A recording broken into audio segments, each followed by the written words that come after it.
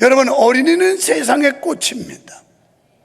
그리고 교회의 희망이며 국가의 미래인 줄로 믿습니다. 그리고 우리 기성세대들이 이 다음 세대들을 키워내지 못하면 더 이상 희망이 없다, 이렇게 단정적으로 말할 수 있어요. 그러기 위해서 다음 세대를 잘 키워내려면 우리는 그런 토양을 만들어내야 돼요. 그러니까 곡식이 잘 자라게 하려면 토양을 잘 만들지 않습니까? 거름 주고 갈아엎고, 그래서 잘 자라도록 만들어요. 그러기 위해서 시설과 공간이 필요해요. 우리는 이런 이유와 목적 때문에 꿈마당 비전센터 건축을 건립하게 되는 겁니다. 말하기는 다음 세대에 관심 있는 분들이 적극적으로 이 일에 참여해 줬으면 좋겠다는 그런 기대를 합니다. 다음에는 다음 세대가 잘 자랄 수 있는 문화를 만들어야 합니다. 토양이 좋지만 거기에 기후 조건이 맞아야 돼요. 그래서 적당히 물도 줘야 하고 또 햇빛, 태양이 비춰줘야 되고 하는 것처럼 우리들이 시설과 공간을 만들지만 거기에 필요한 문화, 이게 시스템이, 제도가 필요한데, 우리 교회는 대안학교 성격의 다니엘 리뉴젠이 있습니다. 그리고 방과후 학생들을 관리하는 카스가 있고, 또 지금 수요 예배 부모님과 자녀들이 함께 성장하기를 원하는 프로그램인 자랑할 만한 잽스 프로그램이 있습니다. 옛말에 1년을 위해서는 벼농사를 하고 10년을 위해서는 사과나무를 심고 100년을 위해서는 사람을 길러라, 이런 말이 있어요. 그러니까 이 인재를 양성하고 기르는 일, 우리가 한 사람을 키우는 일, 지도자 한 사람을 잘 만들어 놓으면 교회도 변화시킬 수 있고 세상을 바꿔놓을 수가 있으며 하나님의 뜻을 이 땅에 이루게 될 줄 믿습니다. 사랑하는 성도 여러분, 우리 모두의 헌신이 다 중요합니다. 교회는 어떤 특정 분야만 헌신했다고 되는 게 아니에요. 이건 종합예술이에요. 종합예술. 보이는 곳, 보이지 않는 곳에 수많은 사람들의 헌신으로 이루어지는 공동체, 집단이 교회라고 보시면 돼요. 그 중에 교육부서에서 다음 세대를 가르치는 선생님들의 수고는 매우 중요한 사역인 줄 믿으시면 아멘 합시다. 때문에 힘들더라도 사명을 가지고 감당해 주시기를 바랍니다. 미국 매사추세츠의 작은 도시 노드 댐프턴 내 한 가문에서 지금까지 8대에 거쳐서 미국을 움직이는 유명한 인물들을 줄줄이 배출해 오고 있다 하여 화제가 되고 있습니다. 그 인물 중에 한 사람이 유명한 조나단 에드워드 목사의 가정입니다.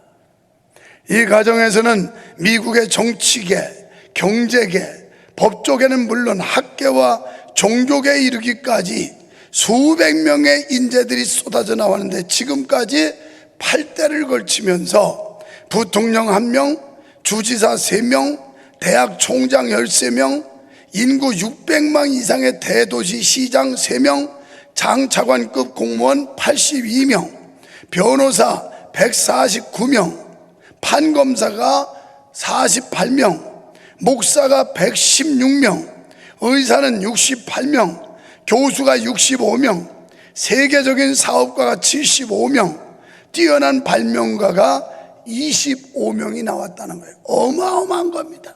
8대에 걸쳐서 이 가문에서, 에드워드 조나단 이 목사님의 가정에서, 그 가문에서 이렇게 엄청나게 많은 인재들을 배출했습니다.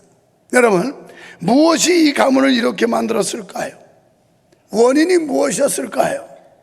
조나단 에드워드 목사를 깊이 연구한 많은 사람들이 3가지 이유를 말했습니다. 첫째는 에드워드의 깊은 신앙심, 그러니까 신앙을 바탕으로, 신앙을 기초로 이런 역사가 이루어졌다 조사를 했더니, 두 번째, 자녀들에게 균등한 교육의 기회를 제공해 주었다. 그러니까 우리 자녀들이 교육받을 기회 균등하게 제공해 주었고, 세 번째, 부부간의 금술이 좋아 사랑의 마음으로 자녀들을 돌보았다는 겁니다. 그러니까 가정이 건강했다는 거예요. 여러분의 가정이 건강해야 여러분의 자녀가 건강하게 자라나지, 가정이 병들어 있으면 아이들도 전염돼 가지고 문제의 가정에서 문제아가 나오지 않습니까? 이게 통계잖아요.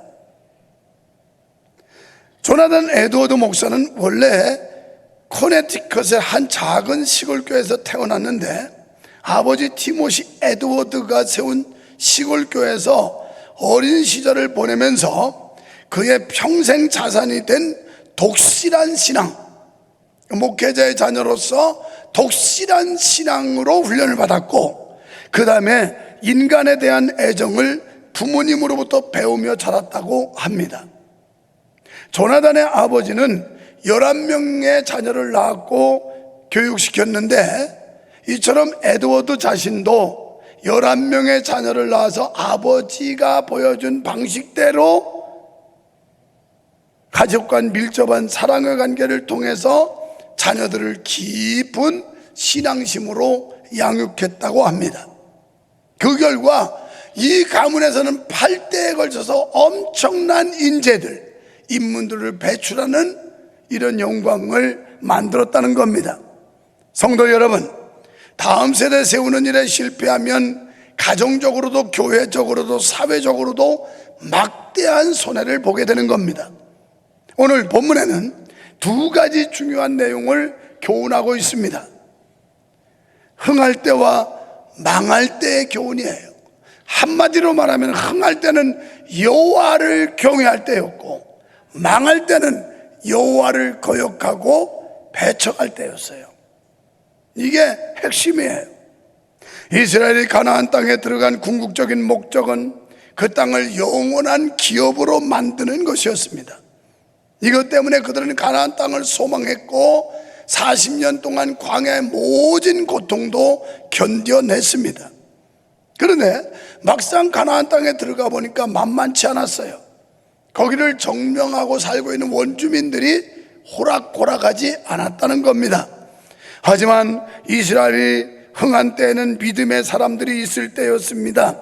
또한 이들이 체험적인 믿음을 가지고 있을 때였습니다. 그러니까 애굽에서 구원하여 가나안 땅까지 모든 원수를 물리쳐 주시고 초자연적인 능력으로 인도하시는 선한 목자가 되시는 하나님을 믿고 경험할 때였습니다. 이때가 흥할 때였어요. 그래서 이스라엘 백성들이 출애굽의 역사와 가나안의 역사, 그리고 이 광야의 기적 같은 일들, 이것을 직접 경험하게 했어요. 팔레스타인에 가서 2년 동안 선교한 자매가 지난 주일날 와가지고 저한테 무교병이라는 걸 갖다 줬어요. 지금 그들은 6월절을 지키고 있죠. 그래서 오늘 아침에 제 아내가 무교병 그 선물 받은 걸 그걸 주어서 그건 누룩이 들어가지 않은 무슨 당도가 없는 그냥 밀가루로 부친 그런 과자 같은 그런 거예요. 별 맛도 없어요. 내 아내가 그러더라고요. 어릴 적에 밀가루 통해서 이렇게 이렇게 앞뒤로 붙이는 거, 그래서 그게 산자라고 그러는 거야, 산자. 그런데 그건 맛있었지, 이건 맛이 없어. 그들은 자식들에게 이렇게 6월절이 되면 자식들을 데리고 가서 들에 나가서 텐트 치고, 우리 조상들이, 우리 선대들이 출애굽에서 이렇게 광야에서 떠돌이 생활을 하면서 텐트 생활을 했다. 얼마나 불편해. 요새는 못으로 하더라고요. 나는 싫어요, 그 텐트. 구질구질하고 흙발보고 뭐가 좋아요, 그게. 그런데 그게 또 젊은 사람들은 그게 매력이라고 막 돌아다니면서 하는데, 요새는 뭐 시설이라 좋은 텐트지. 그때 무슨 그런 게 있어요. 화장실은 적당히 그냥 자연에 배출해야 되고 전부 이러는데. 그런데 이렇게 직접 애들이 불편해요. 밤 12시가 되면 깨워요. 왜? 우리가 출애굽할 때 이렇게 하나님의 인도를 받았고, 그리고 텐트 생활하며 떠돌이 40년을 지나서 가나안 땅에 들어온 것이다. 그리고 우리는 출애굽할 때 무교병을 먹고 쓴나물을 먹고 이러면서 하나님의 인도를 받아 직접 시키는 거예요. 요즘 애들은 하도 먹어서 똥배만 나오고 비만이고 그냥 이래서 좀 굶겨봐요. 그리고 좀 거친 것도 먹여봐요. 이걸 이스라엘 백성은 철저하게 자식들에게 전수하는 거예요. 그럴 때는 여호와를 섬겼어요. 하나님이 살아계신 분이구나, 이런 능력의 하나님이구나, 이러면서 여호와를 경외해서 흥했습니다. 나라가 축복을 받았어요. 자, 여러분, 그래서 기독교를 뭐라고 말해요? 체험의 종교라 이렇게 말해요. 기독교는 단순히 사람이 오랜 고민 끝에 고안해낸 이론이 아닙니다. 신앙은 이론이 아니에요, 실제예요. 하나님이 실제로 살아계신 분이라는 것을 알고 그분을 만나는 종교가 기독교입니다. 여러분, 살아계신 하나님을 경험하시기를 축원합니다. 여러분이 살아계신 하나님을 경험해야 여러분의 자식들에게 말해준단 말이에요. 내가 경험도 못해도 확신도 없는데 무슨 자식들한테 그 하나님을 말할 수가 있겠어요? 우리의 다음 세대들이 하나님을 만나는 체험을 갖게 해 주어야 합니다. 기도의 훈련을 통해 응답의 체험을 경험하게 해야 될 줄로 믿습니다. 또 말씀을 통해 하나님을 볼 수 있게 해야 합니다. 지금 우리가 하나님을 어떻게 보여주겠어요? 성경 속에 나타난 하나님을 볼 수 있게 보여줘야 된다는 거예요. 그리고 순종을 통한 하나님의 축복을 경험하게 해야 합니다. 이스라엘 백성들이 선한 목자이신 하나님께 순종했을 때 흥했던 때입니다. 성도들의 순종이 바로 교회 부흥의 길잡이라는 사실을 믿으시면 아멘 합시다. 우리 교회가 부흥하기를 원한다면 우리는 순종을 해야 하는데, 고린도후서 1장 20절 우리가 구호제창하는 걸 근간으로 한 말씀에 이렇게 말씀하고 있어요. 시작. 하나님의 약속은 얼마든지 그리스도 안에서 예가 되니 그런즉 그로 말미암아 우리가 아멘하여 하나님께 영광을 돌리게 되느니라. 아멘. 그래서 아니오는 없고 예만 있는 성도 되자고 외쳐대는 거예요. 하나님의 약속은 그리스도 안에서 얼마든지 yes, 예라는 거예요. 그럴 때 역사가 일어나요. 여러분, 우리 대가 지난 후가 매우 중요합니다. 오늘 7절 말씀에 보면 이렇게 말씀해, 다 함께 시작. 백성이 여호수아가 사는 날 동안과 여호수아 뒤에 생존한 장로들 곧 여호와께서 이스라엘을 위하여 행하신 모든 큰 일을 본 자들이 사는 날 동안에 여호와를 섬겼다. 아멘. 그러니까 여호수아가 살아있고 여호수아가 떠난 뒤에 그 뒤에 대를 이는 장로들이 있을 때, 그러니까 하나님의 살아계심을 생생하게 증언해 줄 수 있는 사람들이 있을 때는 여호와를 섬겼다는 거예요. 나는 우리 한국교회도 걱정해요. 우리의 그 선조들, 지금 기독교 한 140여 년 대한민국에 들어온 지, 그런데 벌써 1세대들은 다 하나님 나라 가버렸어요. 2세대를 이어가는 우리들 죽고 나면 한국교회 역사를 누가 이어갈 것이며 말해줄 것인가 걱정해요. 별로 확신이 없어요.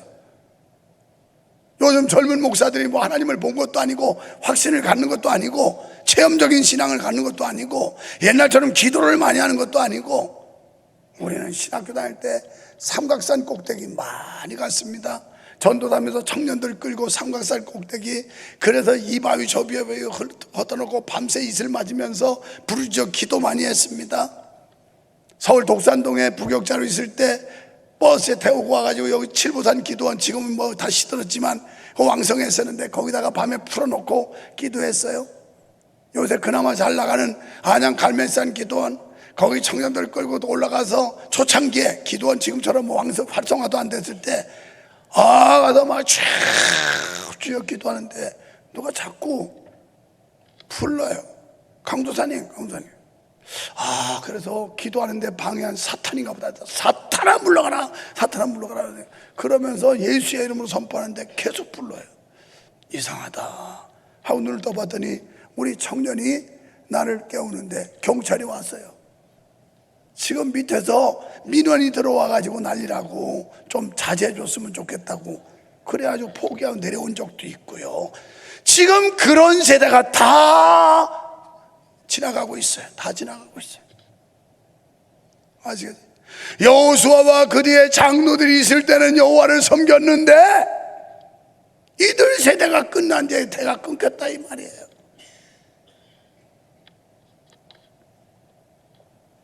그래서 8절, 9절, 10절에 그 세대의 사람들이 다 떠나고 그 후에 일어난 다른 세대는 여호와를 알지 못하고 하나님께서 이스라엘에게 행하신 일도 알지 못하였더라.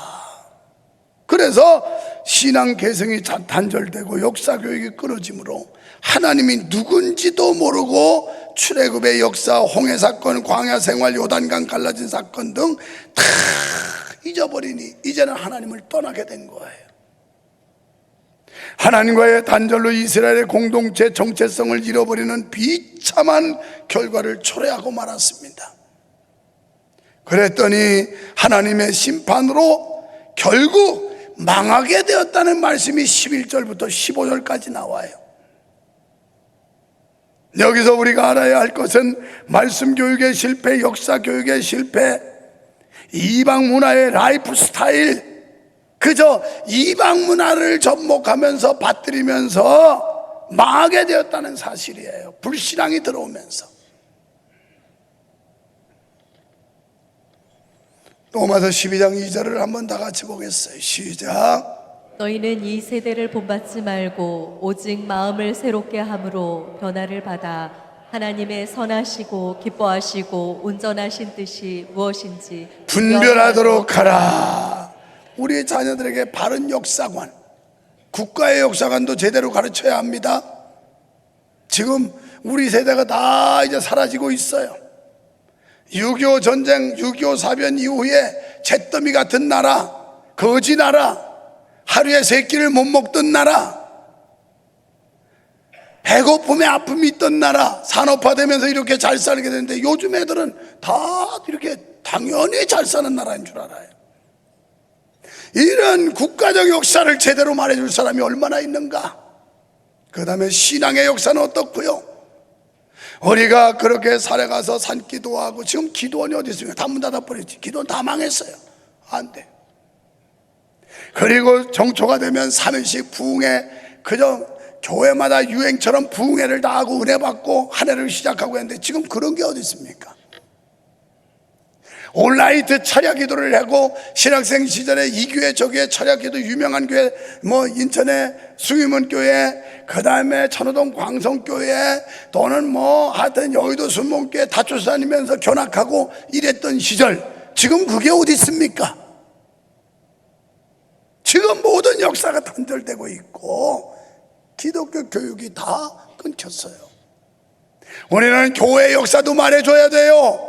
여러분이 교회를 오래 다니면서 우리 교회가 개척해서 목사님이 와서 38년 전 교회 개척했는데 내가 언제 왔는데 아빠가 엄마가 와가지고 이럴 때 여기에 참여하고 이렇게 했고 교회를 이렇게 세웠고 오늘의 교회가 이루어졌느냐, 이런 역사를 말해줘야 된다는 거예요.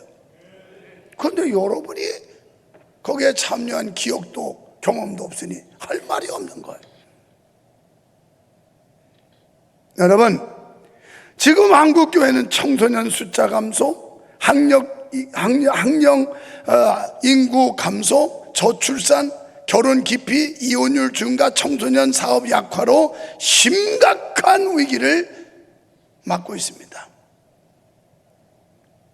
중요한 것은 이런 위기의식을 느끼고 여기에 어떻게 대처하느냐가 중요한 거예요. 우리는 하나님을 믿습니다. 하나님의 은혜가 임해야 됩니다. 하나님의 말씀이 임하면 살아날 줄로 믿습니다. 그래서 에스겔 37장 7절에 이런 말씀이 나와요.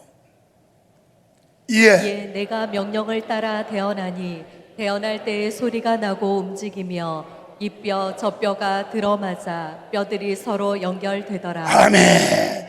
오늘 우리의 자녀들에게 말씀을 심어야 돼요. 말씀을 가르쳐야 돼요. 그래서 우리 다음 세대를 철저하게 말씀으로 무장시키지 않으면 보장할 수가 없어요. 장담할 수가 없어요.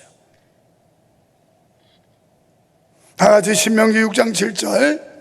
내 자녀에게 부지런히 가르치며 집에 앉았을 때에든지 길을 갈 때에든지 누워 있을 때에든지 일어날 때에든지 이 말씀을 강론할 것이며 아멘. 잠언 22장 6절.